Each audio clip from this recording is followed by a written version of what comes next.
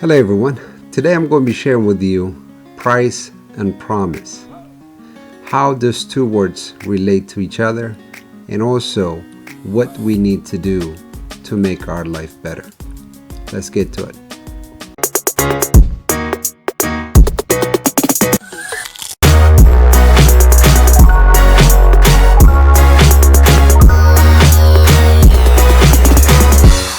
In case if you're new to my channel, my name is Simon Brahim.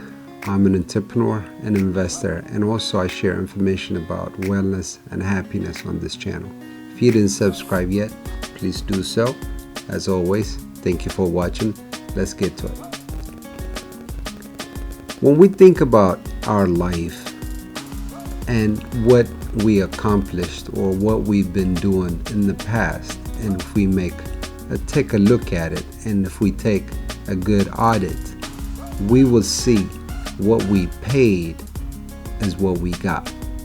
What I mean by that is the price we pay to whatever result we want to move forward to, it will dictate on our results. This works in all aspects of life, whether it's educational, whether it's financial, whether it's wellness and happiness, and on your health. It doesn't matter where you apply to, but it works in any situation. So from now on, I want you to pay attention. What are you paying and what are you going to be receiving? So what I mean by that is, for example, if you're thinking about your health and wellness, what kind of prices are you paying? What are you doing today to see the result tomorrow? Sometimes those results will take longer. Sometimes it might take years, a couple years. It might even take a decade. But whatever you are going to have in the future, what you're going to be promised to have, it will be all dictated by what you are paying today. So the main reason why we don't focus on the promise and craft our price, what we are paying today, so will lead us to our end result with no problem. But sometimes we get caught up and we don't believe on the promise, or we don't take the promise that serious.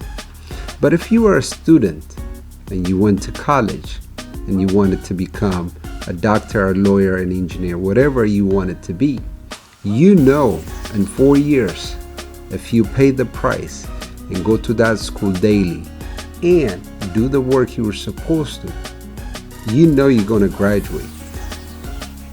It's the same thing in a business. It's the same thing in wellness and happiness. Why is someone have a hard time believing on the end result, on the promise, when it comes on the daily life stuff? When we go to college and start the school, the process, or even when you go to a job, you know what it takes you to get there and you will be willing to do the work. But when it comes to crafting your financial freedom or to have a better health, sometimes we get stuck and nobody really teaches you unless you find it on your own way, because everyone's situation is different. Your situation is totally different than mine. What my promise end result I want it to be, it might be totally different than yours. Because of that, there is no one fit all system. But what you can do is you can craft a system that will work for you. But I want you to pay attention and get rid of this 5 big reasons why most of us have an issue when we think about the promise and when we think about the end result. I'm going to go through all those 5. Number 1 is self-doubt. You don't believe it, or you don't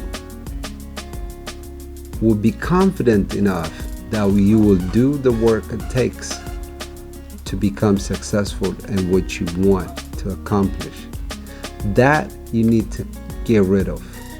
The self-doubt needs to go away from your whatever it is. You need to get rid of the self-doubt, because that might be what's holding you. Number 2 is worry.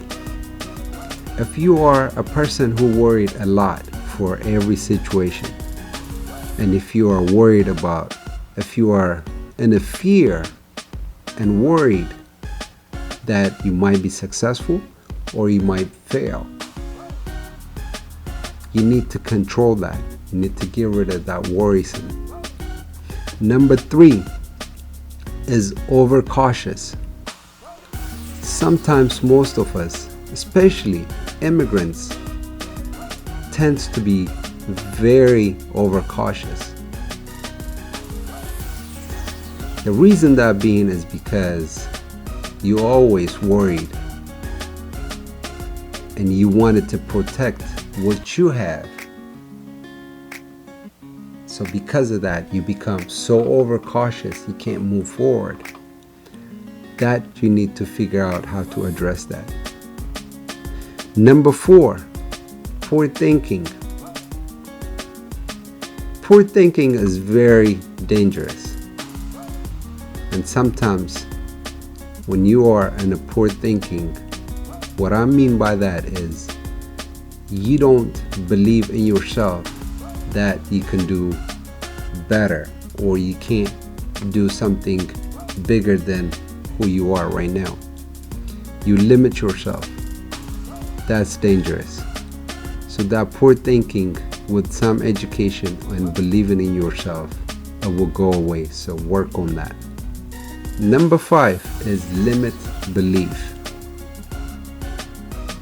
For some reason, you put yourself in a category that you can't go out of that box. You need to step out your comfort zone and figure out what you wanted to do and how you wanted to do it. So if you do all those 5, and if you get rid of those 5 negative controlling situation, you will have a better future and you will walk towards your future promise or ultimate goal easily.